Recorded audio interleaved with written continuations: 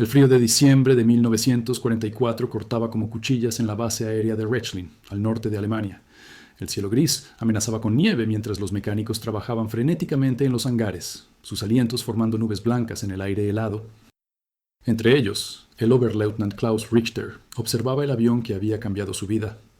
Un Messerschmitt. Me-262, el primer caza a reacción operativo del mundo. Sus líneas aerodinámicas brillaban bajo las luces del hangar, una máquina que parecía venir del futuro. Klaus tenía 28 años, y el rostro marcado por 3 años de combate aéreo. Sus ojos azules, que alguna vez brillaron con el entusiasmo juvenil, ahora mostraban el cansancio de quien había visto demasiado. Había volado más de 200 misiones, había derribado 32 aviones enemigos, había perdido a la mitad de sus compañeros de escuadrón. La guerra que prometieron que duraría meses llevaba ya 5 años, y Alemania estaba perdiendo. Si te está gustando esta historia y quieres seguir descubriendo más relatos fascinantes de la historia, no olvides suscribirte al canal y dejar tu like.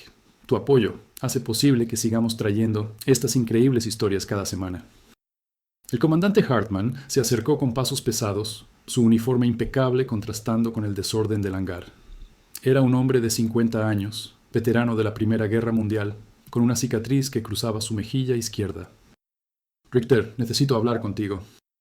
Klaus se cuadró instintivamente. «A sus órdenes, mi comandante». Hartmann lo condujo a su oficina, un espacio austero con mapas clavados en las paredes y una estufa que apenas calentaba el ambiente. Cerró la puerta y se sirvió un trago de schnapps, ofreciéndole uno a Klaus, quien lo rechazó con un gesto. «¿Sabes lo que representa ese avión, verdad?», preguntó Hartmann, señalando por la ventana hacia el hangar. «Es nuestra última esperanza. Los rusos avanzan desde el este, los americanos e ingleses desde el oeste. Berlín está siendo bombardeada todas las noches. Pero con estos cazas a reacción podríamos cambiar el curso de la guerra». Klaus asintió, aunque en su interior las dudas crecían como malas hierbas. Había visto las ciudades destruidas durante sus vuelos. Había escuchado las historias de los refugiados que huían del avance soviético. ¿Cambiar el curso de la guerra hacia dónde? «Mañana transferiremos 3 Me-262 a la base de Salzburgo», continuó Hartmann. «Tú liderarás la formación. Es crucial que estos aviones no caigan en manos enemigas. Si hay algún problema, si te ves obligado a aterrizar en territorio enemigo, tienes órdenes de destruir la aeronave. ¿Está claro?» «Perfectamente claro, mi comandante». Esa noche, Klaus no pudo dormir. En la pequeña habitación que compartía con otros 2 pilotos, escuchaba los ronquidos de sus compañeros mientras su mente navegaba por recuerdos que prefería mantener enterrados. Su hermano menor, Friedrich, había muerto en Stalingrado 2 años atrás. Su ciudad natal, Colonia, había sido reducida a escombros por los bombardeos. Su madre vivía ahora en el sótano de lo que quedaba de su casa, según la última carta que había recibido hacía 3 meses. Se levantó antes del amanecer. El hangar ya bullía de actividad. Los mecánicos realizaban las últimas revisiones, llenaban los tanques de combustible, verificaban cada remache y cada cable. El sargento Weber, un mecánico de pelo canoso y manos manchadas de grasa, se acercó a Klaus. «Está lista, mi Oberleutnant. La he revisado personalmente. Es una máquina magnífica, aunque me duele pensar que la estamos enviando a pelear cuando la guerra ya está perdida». Klaus lo miró sorprendido. Hablar así podía costarle a Weber un consejo de guerra. «Ten cuidado con lo que dices, Weber». El mecánico bajó la voz. «Usted también lo sabe, señor. Todos lo sabemos. Pero seguimos haciendo nuestro trabajo porque no sabemos hacer otra cosa». A las 8 de la mañana, Klaus subió a la cabina del Me-262. El tablero de instrumentos era más complejo que cualquier avión que hubiera pilotado. Las turbinas emitían un zumbido agudo que hacía vibrar toda la estructura. Ajustó su casco, verificó el oxígeno, revisó los controles. Detrás de él, los otros 2 pilotos hacían lo mismo en sus respectivas aeronaves. El despegue fue impresionante. La aceleración lo empujó contra el asiento con una fuerza que nunca había experimentado.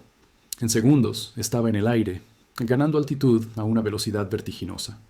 Los otros 2 cazas se unieron a él en formación. Bajo ellos, el paisaje invernal de Alemania se extendía como un manto blanco salpicado de bosques oscuros y pueblos que parecían miniaturas. El plan de vuelo los llevaría hacia el sur, siguiendo el valle del río Elba, luego virando hacia el suroeste para evitar las zonas de mayor actividad aérea aliada. Debían mantener una altitud de 8.000 metros, donde el aire era tan delgado que cada respiración requería el suministro de oxígeno de la máscara. Llevaban 40 minutos de vuelo cuando la voz de Leutnant Becker crepitó en la radio. Líder, tengo problemas con el motor derecho. Temperatura crítica. Klaus miró hacia su derecha. El avión de Becker dejaba un rastro de humo negro. Becker, reduce potencia y prepárate para aterrizar. ¿Puedes llegar a Erfurt? Negativo, líder. Voy a intentar un aterrizaje de emergencia. Klaus observó impotente mientras el avión de Becker descendía en espiral controlada hacia un campo nevado. El aterrizaje fue brusco, pero exitoso. Una columna de humo negro se elevaba desde el motor dañado. Becker, ¿estás bien? Estoy bien, líder. El avión está acabado. Procede con la misión. Klaus y el tercer piloto, Oberfeldwebel Müller, continuaron hacia el sur. El cielo se había despejado parcialmente, dejando ver algunos retazos de azul entre las nubes. A lo lejos, Klaus podía distinguir las montañas que marcaban el inicio de los Alpes. Entonces todo cambió en un instante. Un grupo de bombarderos B-17 americanos apareció por debajo de ellos, volando en formación cerrada hacia algún objetivo industrial en el sur de Alemania. Klaus contó rápidamente. 18 bombarderos, escoltados por al menos 20 cazas P-51 Mustang. Müller, mantén la formación. No nos hemos visto. Pero era demasiado tarde. Uno de los pilotos americanos había detectado los extraños aviones que volaban muy por encima de ellos. 4 Mustangs rompieron formación y comenzaron a ascender. Líder, nos han visto. La voz de Müller sonaba tensa. Klaus evaluó la situación en segundos. Podían intentar escapar usando la velocidad superior del M-262, pero sus órdenes eran evitar el combate. Sin embargo, los Mustangs seguían ascendiendo, acortando distancia. Müller, acelera al máximo, rumbo 090. Las turbinas rugieron al aumentar la potencia. La velocidad se incrementó dramáticamente. Los Mustangs quedaron atrás rápidamente, sus motores de pistón incapaces de igualar la velocidad del caza a reacción. Klaus respiró aliviado. Pero entonces sintió una vibración extraña en el avión. Los indicadores del motor izquierdo comenzaron a mostrar lecturas anormales. La temperatura del aceite subía rápidamente. El régimen de revoluciones fluctuaba. Tengo problemas con el motor izquierdo, informó Klaus por radio. Müller continúa hacia Salzburgo. Yo intentaré llegar a la base más cercana. No puedo dejarte solo, líder. Es una orden. Este avión no puede caer en manos enemigas. Si no puedo aterrizar en territorio amigo, lo destruiré. Klaus consultó el mapa que llevaba sujeto a su muslo.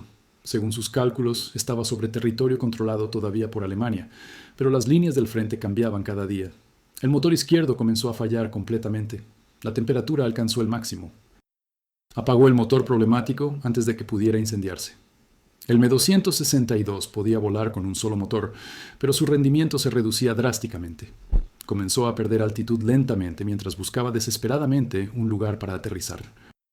El paisaje bajo él había cambiado. Ya no era el interior de Alemania, sino una zona más montañosa. Con horror, Klaus se dio cuenta de que los vientos en altura lo habían desviado más al oeste de lo que pensaba. Estaba sobre Francia. Su altitud era ahora de 3.000 metros y seguía descendiendo.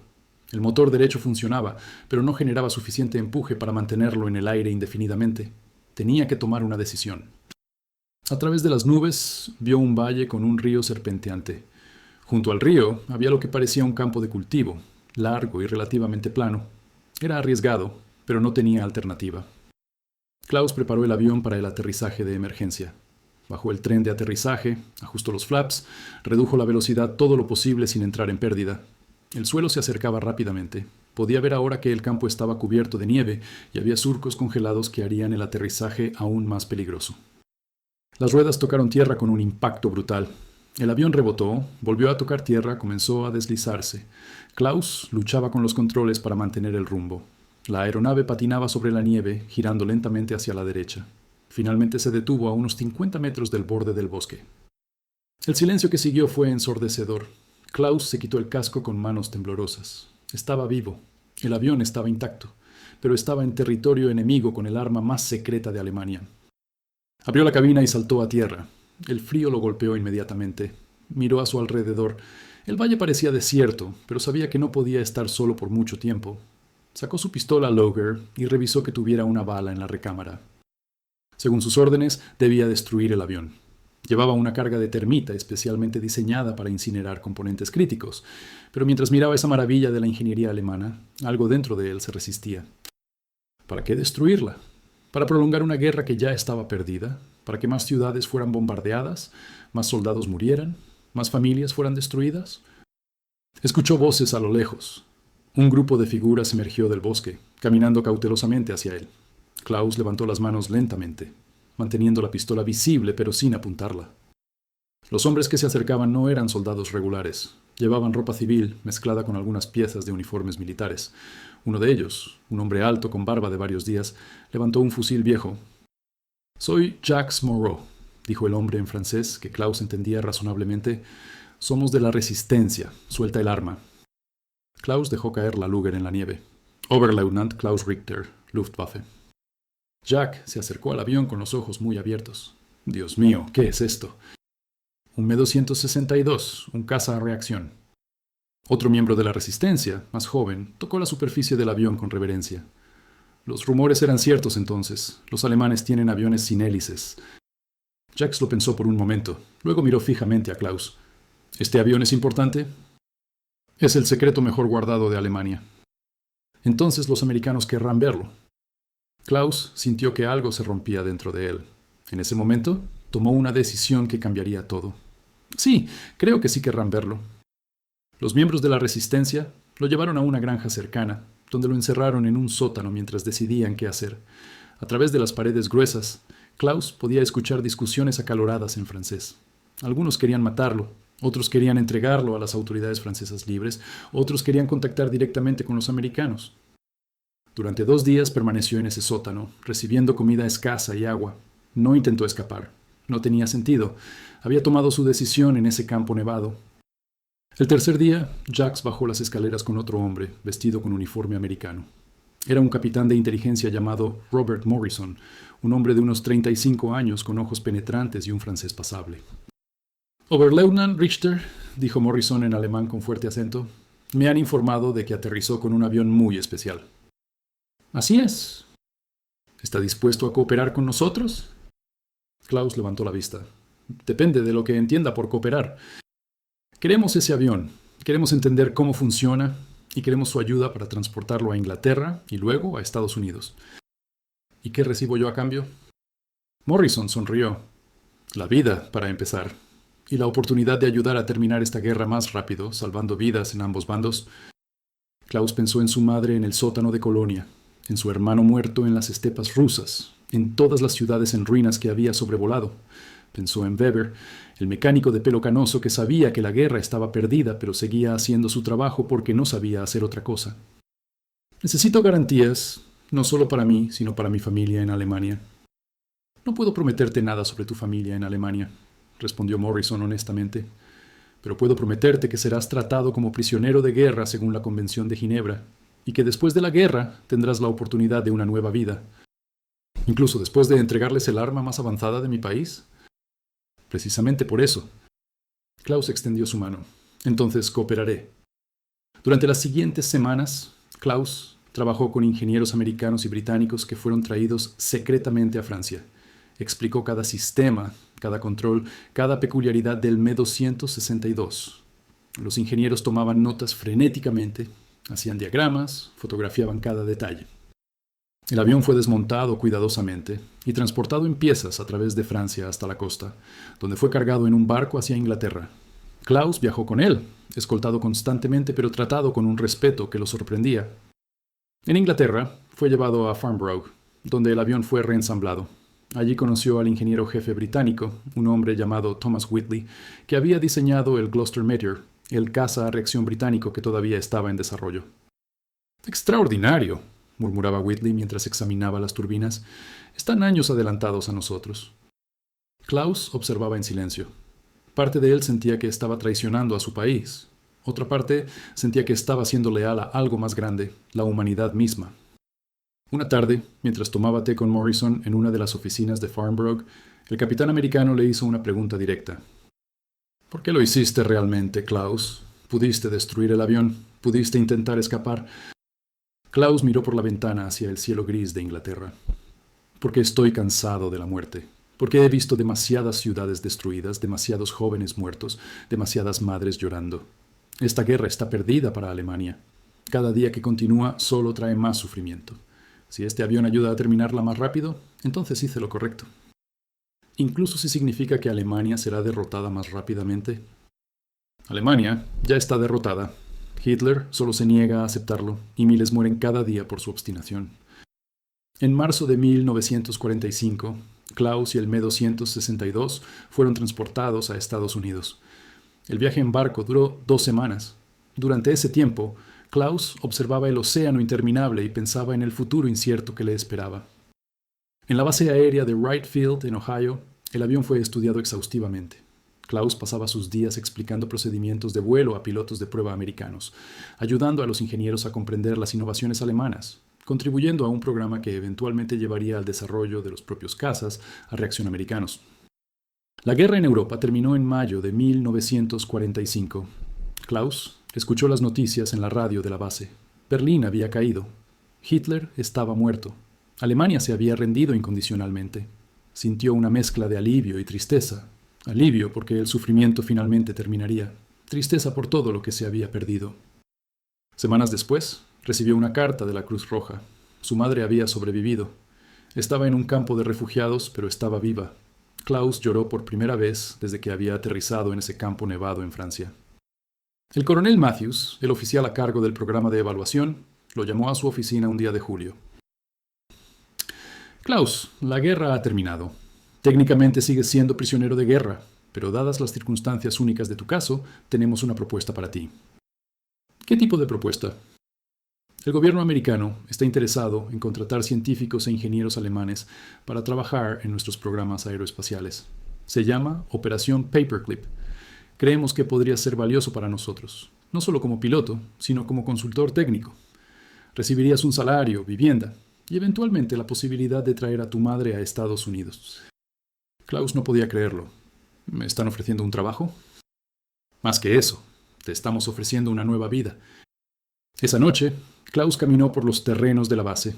El cielo de Ohio estaba despejado, lleno de estrellas. Pensó en todo lo que había perdido. Su país, su carrera militar, muchos de sus amigos. Pero también pensó en todo lo que había ganado. Su vida, su conciencia limpia y la posibilidad de un futuro. Al día siguiente aceptó la oferta. Los años siguientes fueron de trabajo intenso. Klaus colaboró en el desarrollo de los primeros cazas a reacción americanos, compartiendo los conocimientos que había adquirido volando el Me-262, el F-80. Shooting Star, el primer caza a reacción operativo de Estados Unidos, se benefició directamente de esas lecciones. En 1948, logró traer a su madre a Estados Unidos. El reencuentro en el puerto de Nueva York fue emotivo. Ella había envejecido 10 años en los últimos 3, pero estaba viva y a salvo. ¿Es lo correcto, madre?, le preguntó Klaus una noche en su pequeño apartamento en Ohio. Ella tomó sus manos entre las suyas, arrugadas y cansadas. Sobreviviste, hijo. Eso es lo único que importa. Tu padre habría estado orgulloso de ti por elegir la vida sobre la muerte. En 1952, Klaus se convirtió en ciudadano americano. La ceremonia fue sencilla, pero para él significó el cierre definitivo de un capítulo de su vida. Ya no era el Oberleutnant Klaus Richter de la Luftwaffe. Era simplemente Klaus Richter, ingeniero aeronáutico. Trabajó en la industria aeroespacial durante 30 años más. Contribuyó al diseño de aviones comerciales y militares. Se casó con una profesora de matemáticas llamada Margaret. Tuvieron 2 hijos. Nunca les ocultó su pasado, pero tampoco lo exhibió. Era parte de quién había sido, no de quién era. En 1975 fue invitado a una reunión especial en el Museo Nacional del Aire y el Espacio en Washington. El Me-262, que había entregado 30 años atrás, sería exhibido permanentemente. Habían querido su presencia en la ceremonia de inauguración. Klaus se paró frente al avión restaurado, rodeado de periodistas y curiosos. Las luces del museo hacían brillar su superficie, como lo había hecho aquella mañana fría en Rechlin. Pero ahora el avión no representaba secretos de guerra o tecnología para matar. Representaba un momento en la historia, una decisión que había ayudado a cambiar el curso de eventos. Un periodista joven le preguntó: «Señor Richter, ¿alguna vez lamentó su decisión de entregar este avión a los americanos?» Klaus observó el avión por un largo momento antes de responder. «Cada decisión importante viene con dudas. Traicioné a mi país en tiempos de guerra, eso es innegable. Pero mi país ya no existía realmente, consumido por una ideología que había traído destrucción a Europa entera. No entregué este avión para traicionar a Alemania. Lo entregué para ayudar a terminar una guerra que estaba consumiendo vidas sin sentido. ¿Lo lamento? No. Lo que lamento es que la guerra haya llegado tan lejos. que tantas personas hayan tenido que morir antes de que terminara. Otro periodista preguntó, ¿cómo respondería a quienes lo llaman traidor? Les diría que entiendo su punto de vista. Desde cierta perspectiva, lo fui, pero también les preguntaría, ¿qué es más importante? ¿La lealtad ciega a un régimen o la lealtad a principios más altos? ¿Qué es más valioso? ¿Seguir órdenes sin cuestionar o tomar decisiones difíciles basadas en la conciencia? No pretendo ser un héroe. Fui un soldado que se encontró en una situación imposible y tomó la mejor decisión que pudo con la información que tenía. Margaret estaba a su lado, apretando su mano. Sus hijos, ahora adultos, observaban con orgullo a su padre. Klaus sintió que finalmente había encontrado paz con su pasado. El avión permanece en el museo hasta el día de hoy, un recordatorio de innovación tecnológica, pero también de las complejas decisiones morales que individuos deben tomar en tiempos de guerra. Su historia se ha convertido en caso de estudio en academias militares y en escuelas de ética. Klaus Richter vivió hasta los 86 años. Murió en 1999, rodeado de su familia. En sus últimos días, recibió una carta de un historiador alemán joven que estaba escribiendo sobre pilotos de la Luftwaffe. La carta decía que en Alemania moderna, su historia era vista no como traición, sino como ejemplo de valor moral para tomar decisiones difíciles en circunstancias imposibles. En su funeral, un general retirado de la Fuerza Aérea de Estados Unidos dio un discurso. Habló de cómo un hombre había ayudado a cambiar el curso de la aviación militar, de cómo una decisión en un momento crítico había tenido ramificaciones que se extendieron por décadas. Pero fue Margaret quien mejor resumió la vida de Klaus en sus palabras finales junto a su tumba. Fue un hombre que eligió la vida sobre la muerte, el futuro sobre el pasado, la esperanza sobre la desesperación. En el momento más difícil de su vida, cuando todo lo que conocía se derrumbaba, tuvo el coraje de tomar la decisión correcta, no la decisión fácil. Y esa elección no solo salvó su vida, sino que contribuyó a salvar miles más. El Me-262 sigue siendo uno de los objetos más fotografiados del museo. Cada año, millones de visitantes se detienen frente a él, admirando sus líneas revolucionarias, su diseño adelantado a su tiempo. Pero pocos conocen la historia completa del hombre que lo entregó, del piloto alemán que accidentalmente cambió el curso de la guerra, no con una batalla épica, sino con una decisión consciente de poner fin al sufrimiento. La placa junto al avión es simple. Dice, Messerschmitt, Me-262, primer caza a reacción operativo del mundo, entregado por el Oberleutnant Klaus Richter, Luftwaffe, marzo de 1945. Su contribución aceleró el desarrollo de la aviación a reacción en Estados Unidos. No menciona las dudas, los miedos, el peso de la decisión. No habla de las noches sin dormir, de las cartas a su madre, de los años construyendo una nueva vida en tierra extranjera. No cuenta la historia completa de un hombre que eligió su conciencia sobre su uniforme. Pero esa historia vive en los archivos, en las entrevistas que Klaus dio a lo largo de su vida, en los recuerdos de su familia. Vive como testimonio de que incluso en los momentos más oscuros de la historia, los individuos tienen el poder de elegir, de tomar decisiones que pueden cambiar el curso de eventos, aunque sea de formas que nunca imaginaron. Klaus Richter no pretendió ser héroe, no buscó gloria ni reconocimiento. Simplemente fue un hombre que, enfrentado a una elección imposible, eligió lo que su conciencia le dictaba era correcto. Y en ese acto sencillo pero profundo, demostró que incluso en medio de la guerra, la humanidad puede prevalecer sobre el conflicto, la razón sobre la ideología y la esperanza sobre la desesperación. Su legado no es solo tecnológico, sino profundamente humano. Es el legado de un hombre que tuvo el coraje de cambiar de bando no por cobardía, sino por convicción. De un soldado que entendió que hay lealtades más altas que la lealtad a un régimen condenado. De un ser humano que eligió contribuir al fin del sufrimiento en lugar de prolongarlo. Y quizás esa sea la lección más importante que su historia nos deja. Que en los momentos críticos de nuestras vidas, cuando enfrentamos decisiones que parecen imposibles, tenemos la capacidad de elegir basándonos en nuestros valores más profundos. Que el verdadero coraje no siempre está en seguir luchando, sino a veces en tener la sabiduría de saber cuándo detenerse. Y que una sola persona, con una sola decisión, realmente puede cambiar el mundo.